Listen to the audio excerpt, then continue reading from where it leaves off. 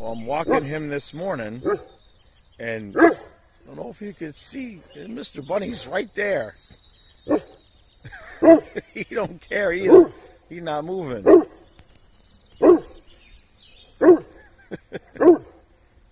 See, I let him in the yard, but to get him upstairs, I have to bring him into the front because there's less stairs. So I have to put him on his leash and take him out to the front of the house. And this is our second pile, as you see. And this bunny just ain't moving. He ain't worried at all. He's coming closer. The bunny don't care. Are you blind and deaf? Are you seriously?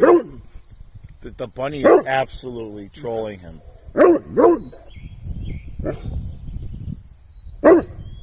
I can't believe this.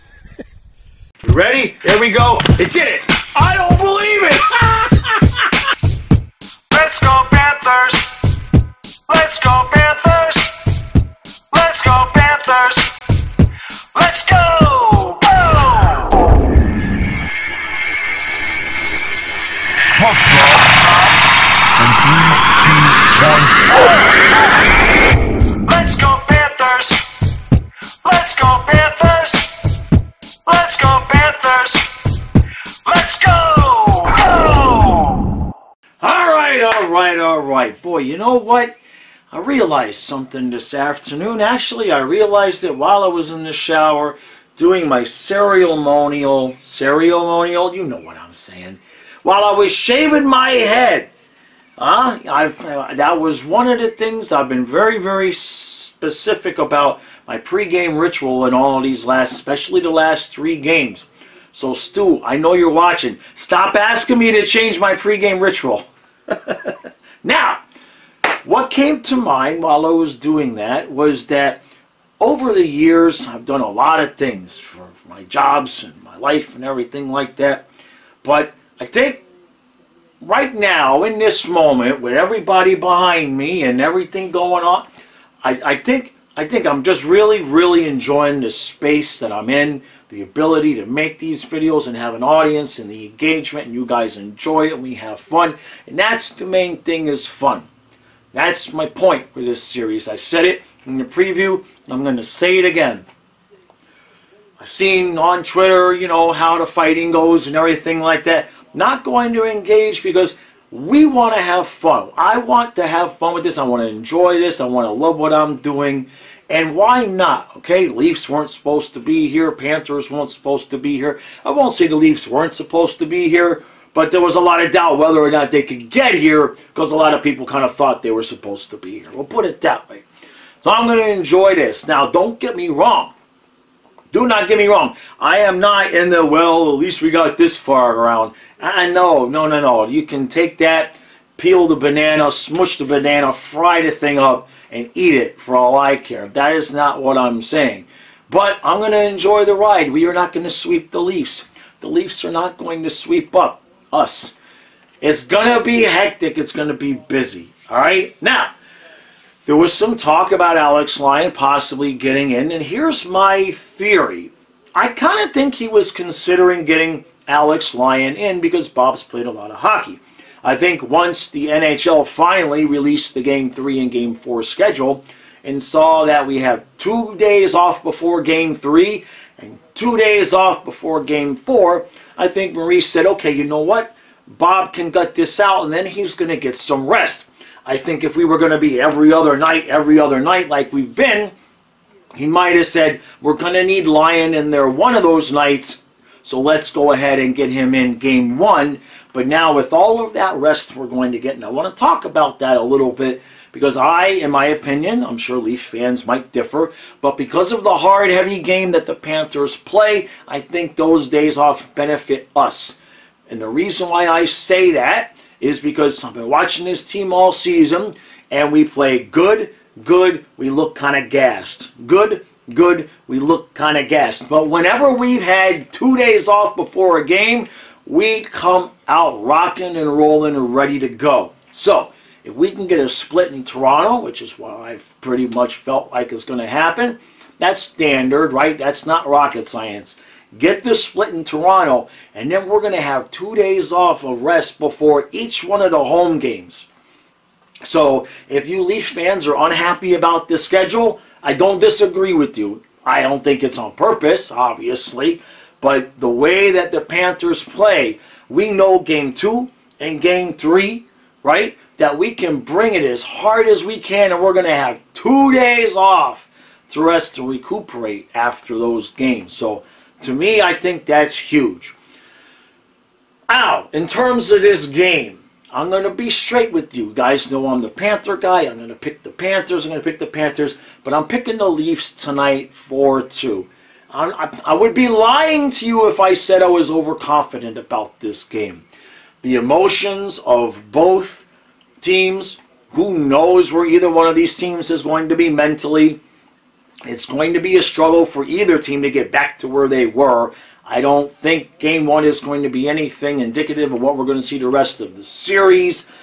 But when you factor in the Panthers' heavy game, and they might just have a little bit of, they might be a little tired. You couple that with the fact that the Leafs did have the one more day of rest, and they're probably the faster team already. I think most likely this game is going to go to Toronto.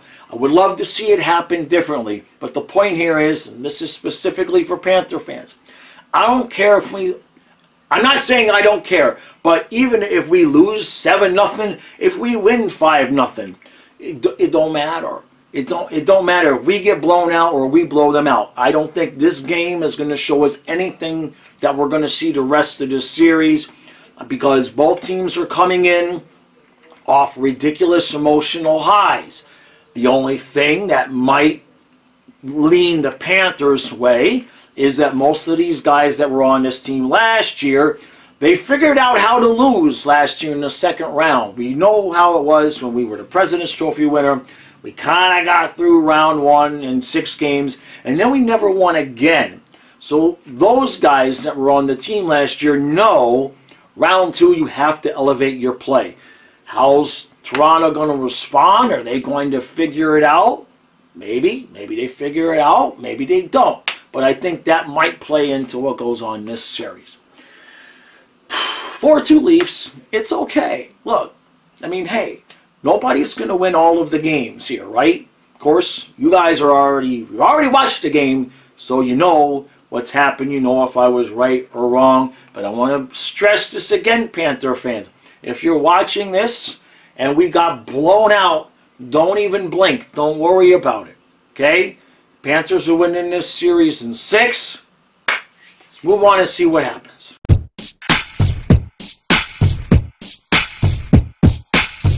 Alright, so it's 1-0 Panthers after 1. Now I am going to take my own advice in this moment and not get too excited. Now, I said I didn't think the first period would be indicative of what we are going to see throughout the series. After watching that first period, the only thing that can change is if Toronto can respond to how physical and how tenacious we are on the forecheck. If they can't, unless Samsonov becomes Patrick Waugh, I feel pretty good. But it's still only 1-0. It should be at least 2-0, but Samsonov has definitely saved a couple of goals. It's just one period of play. I like the position we're in. We took the 2 penalties to start the game. We killed them both off. We get the goal.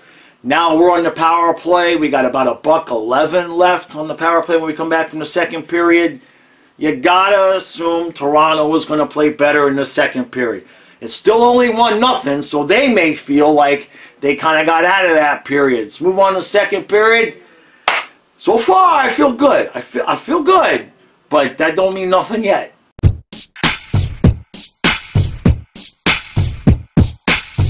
All right, so 3-2 Panthers after 2.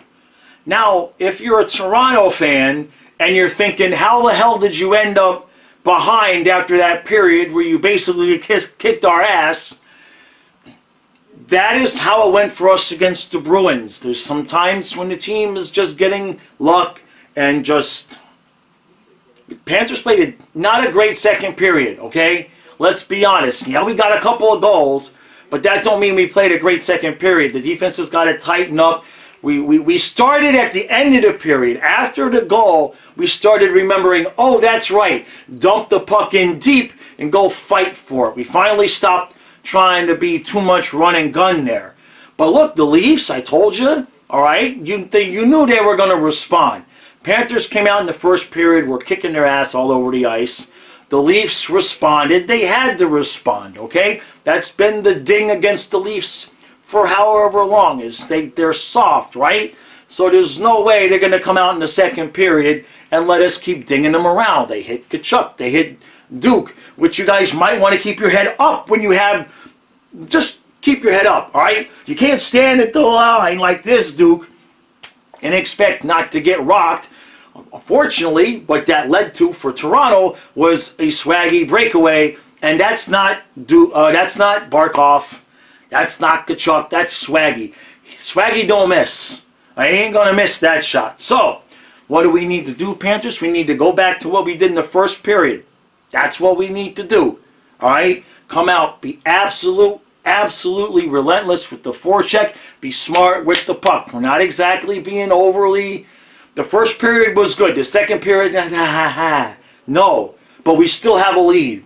That tells me this game is here. We could steal this game. All right? Come out, third period, bust ass, leave it all out there on the ice.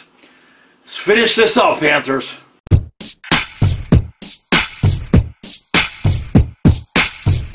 Well,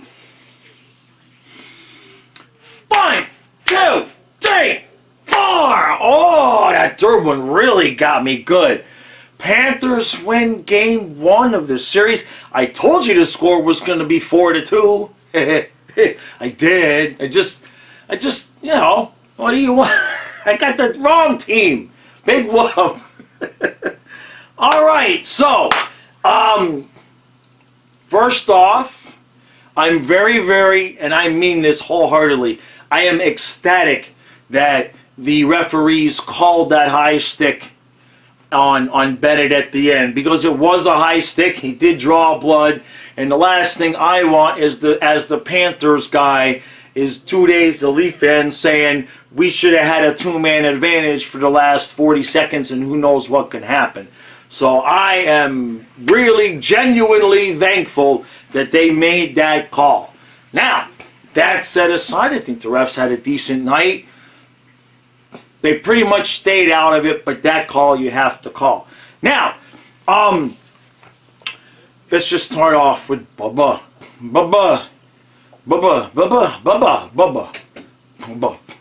For those of you who are new, this is Bubba. Now, who Bubba is Bubba Brewski. Now, Bubba Brewski was out of his mind tonight, okay?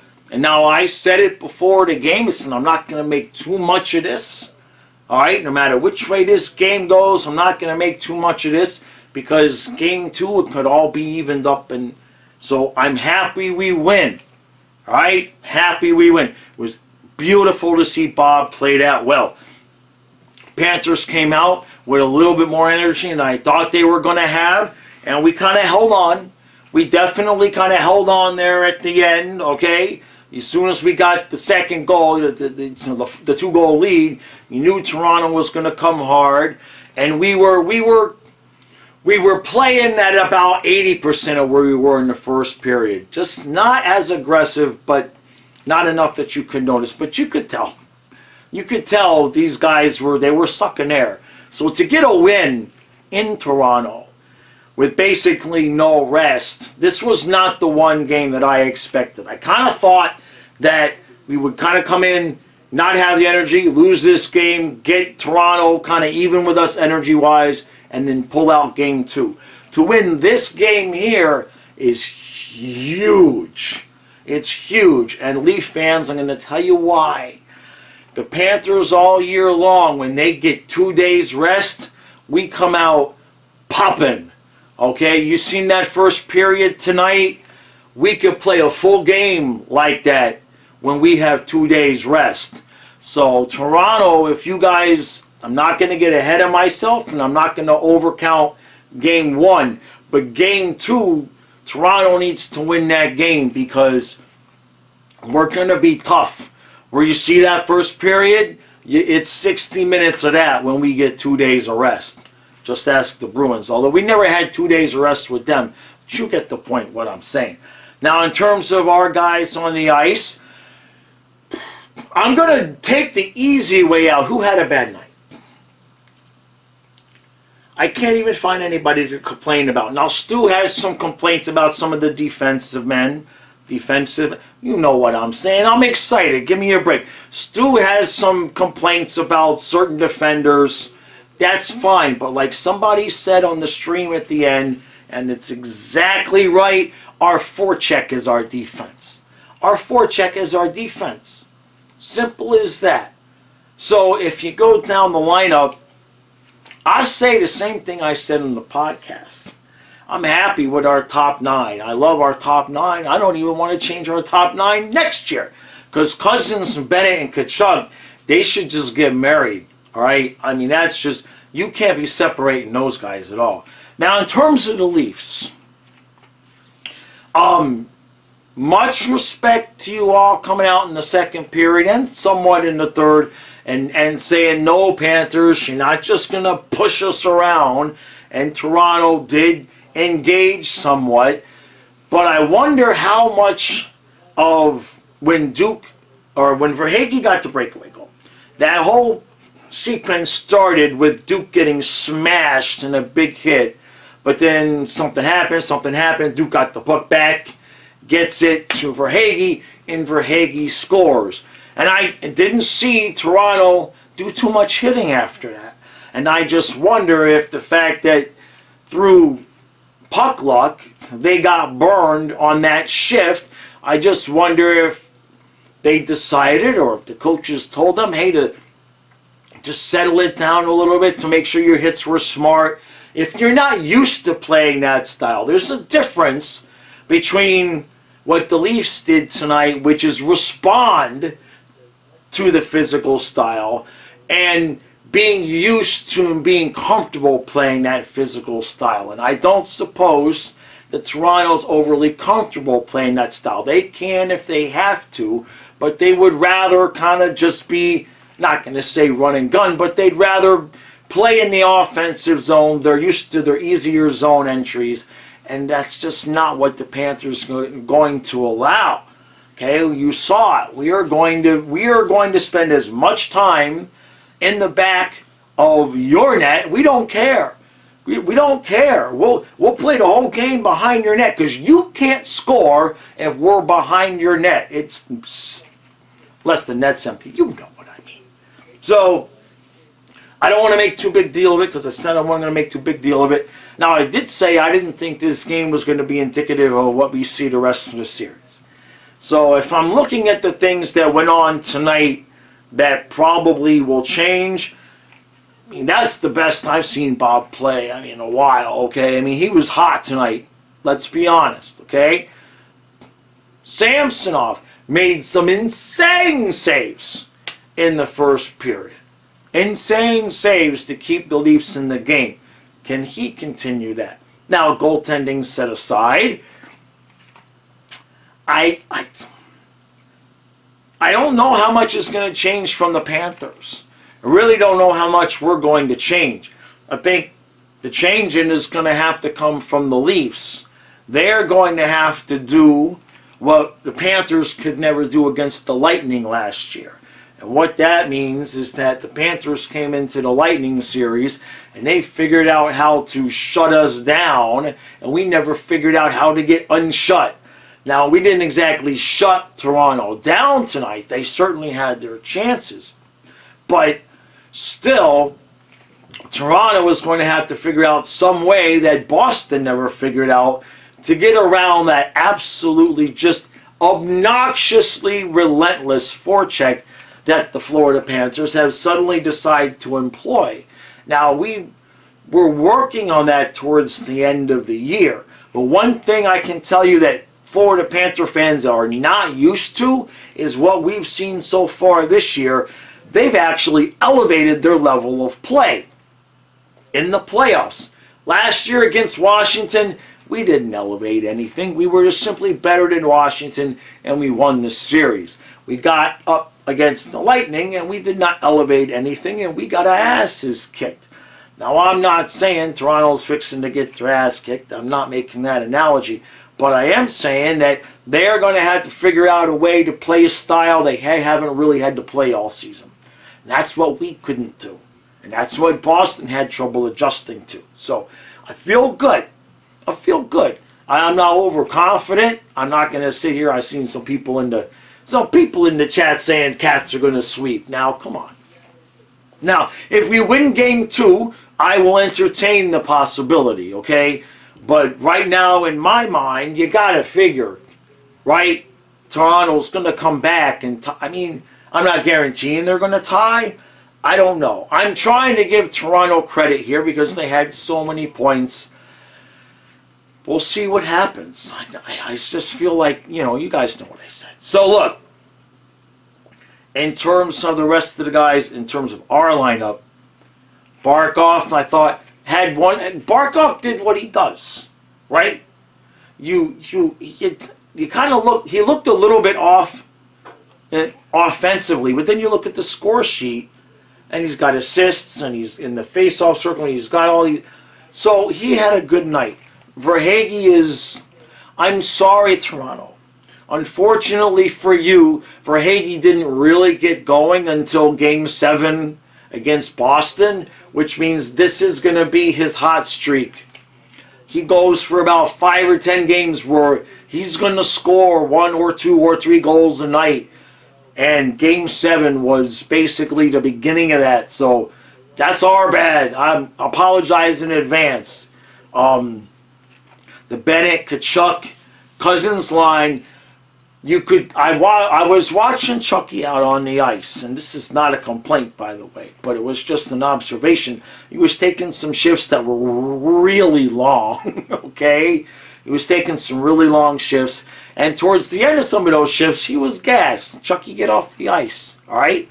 We can balance out those, those minutes just a little bit. Cousins, Bennett, out of their mind. Lundell, Luosterainen, Reinhart. What the hell got into Sam Reinhart? Again, Toronto fans, I would like to apologize because the guy in the number 13 jersey right now, that ain't the dude that we've seen the rest of this season. Now, Reinhart's a good player, don't get me wrong. But Sam Reinhart is not the guy who takes the puck and is skating around and getting behind the net and making plays and keeping possession. That's not his game. So I don't know who the hell's in that uniform. But again, our bad on that one.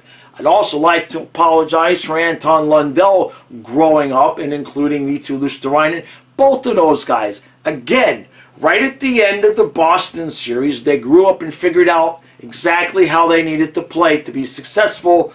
It looks as though that's going to continue. So again, it looks as though the Panthers are improving and getting to a point where they're feeling really, really good and confident about themselves right in time to play the Leafs, which I'm happy. I'm happy right now. I'm not going to lie about that.